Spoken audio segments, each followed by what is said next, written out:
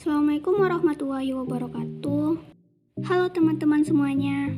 Perkenalkan, nama aku Siti Rahmadi Larsya, asal sekolahku dari MAN 1 Kota Padang, tepatnya aku sekarang duduk di kelas 10 IPA 1. Hari ini aku akan menjelaskan materi kimia. Dalam pelajaran ini, guru pembimbingku ialah Bu Desmieni. Materi yang akan aku jelaskan yaitu tentang perkembangan model atom. Apa sih yang dimaksud dengan atom? Pernahkah kalian mendengar istilah atom?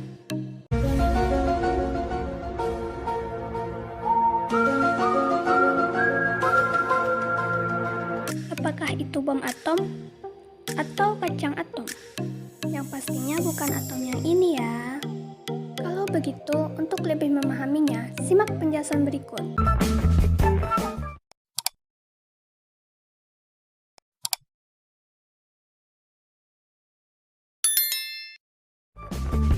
Pengertian atom. Atom secara etimologi atau asal kata berasal dari bahasa Yunani yaitu atomos. Arti dari kata tersebut adalah tidak dapat dibagi lagi. Konsep dasar atom ini pertama kali diajukan oleh filsuf Yunani kuno yaitu Demokritus. Menurut teori yang dikemukakannya, suatu benda dapat dibagi menjadi bagian yang sangat kecil yang akhirnya tidak dapat dibagi lagi yang disebut atom.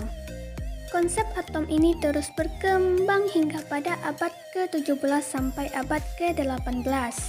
Atom itu sendiri tersusun atas beberapa partikel, yaitu 1 elektron, 2 proton, dan 3 neutron. Seperti yang sudah diketahui, model atom itu ada 5 teman-teman. Kok bisa ada 5 ya? Bisa dong, model atom tersebut mengalami perkembangan seiring dengan berjalannya waktu, mulai dari yang paling sederhana sampai yang paling canggih seperti yang dikenal sekarang ini. Tanpa berlama-lama lagi, mari kita mulai kenalan satu persatu ya.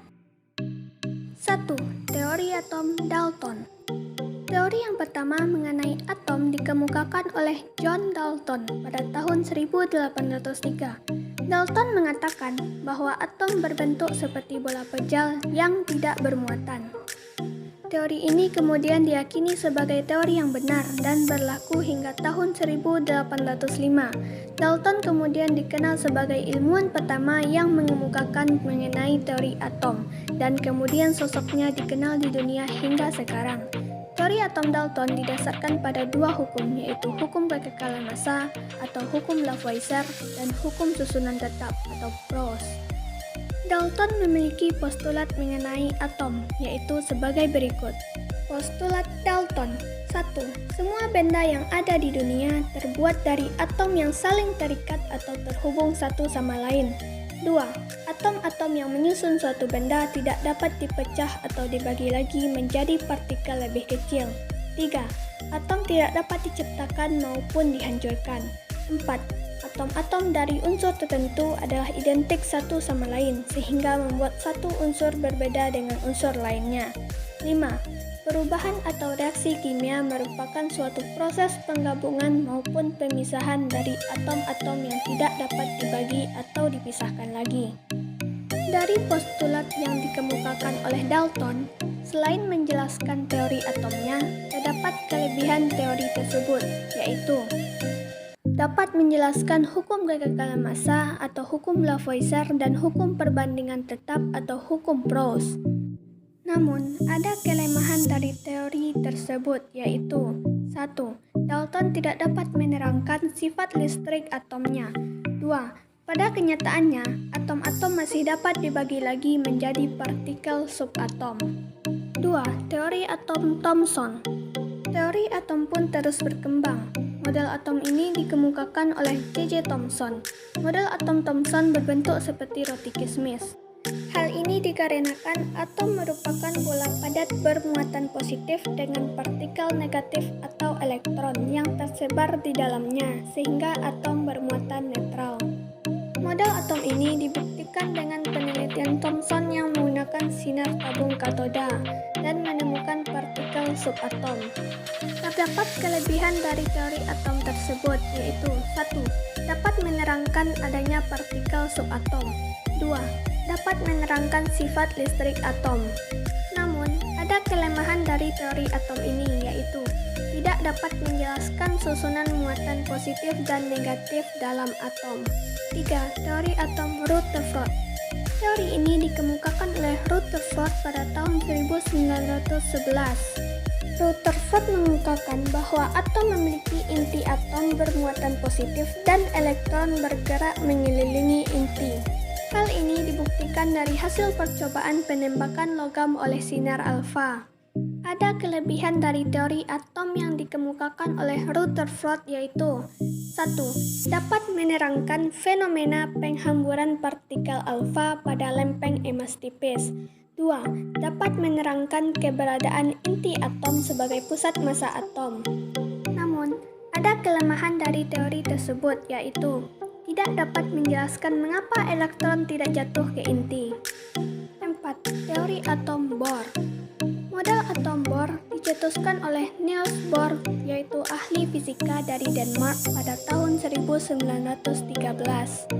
Dalam model atom Bohr, dinyatakan bahwa atom terdiri dari inti atom yang mengandung proton dan neutron dan dikelilingi oleh elektron yang berputar dalam orbitnya. Orbit ini dikenal sebagai kulit atom.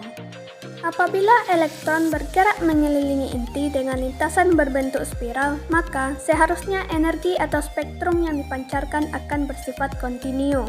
Namun, Bohr melalui percobaannya, spektrum atau nitrogennya mendapati bahwa spektrum atom bersifat diskret atau terputus-putus. Spektrum atom yang diskret ini menunjukkan bahwa atom hanya memancarkan cahaya dengan panjang gelombang tertentu, yang artinya elektron dalam atom hanya beredar dalam lintasan dengan energi tertentu yang disebut kulit atom. Perpindahan elektron dari tingkat energi tinggi ke tingkat energi yang lebih rendah sambil melepas sebuah energi disebut emisi.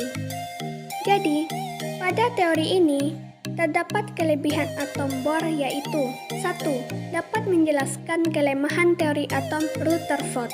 2. Dapat menerangkan spektrum emisi dan absorpsi dari atom hidrogen.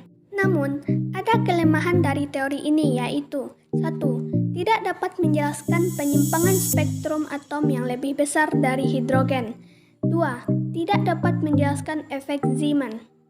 5. Teori atom mekanika kuantum atau teori atom modern. Teori mekanika kuantum diperkenalkan oleh Schrödinger dan Heisenberg. Mereka mengemukakan bahwa elektron bergerak mengelilingi inti atom itu letaknya tidak dapat ditentukan secara pasti. Tetapi, posisi elektron itu dapat diprediksi melalui peluang keberadaan elektron atau disebut dengan awan elektron, dan daerah yang memiliki posisi yang besar itu disebut dengan orbital. Jadi, mereka sudah mengemukakan model orbital sebagai tempat elektron dalam mengelilingi inti atom. Adapun kelebihan teori atom ini yaitu 1. Dapat mengidentifikasi proton dan neutron berlokasi di inti atom dan juga elektron serta kebolehjadiannya ditemukan di orbital. 2. Dapat mengukur perubahan energi eksitasi dan emisi elektron. Namun, teori ini memiliki kelemahan yaitu 1. Rumusan persamaan gelombang hanya dapat diterapkan secara eksak untuk partikel dalam kotak dan atom dengan elektron tunggal. 2. Model atom ini sulit diterapkan untuk sistem makroskopis dengan kumpulan atom misalnya pada tumbuhan, hewan, dan manusia. Sekian dari saya. Wassalamualaikum warahmatullahi wabarakatuh.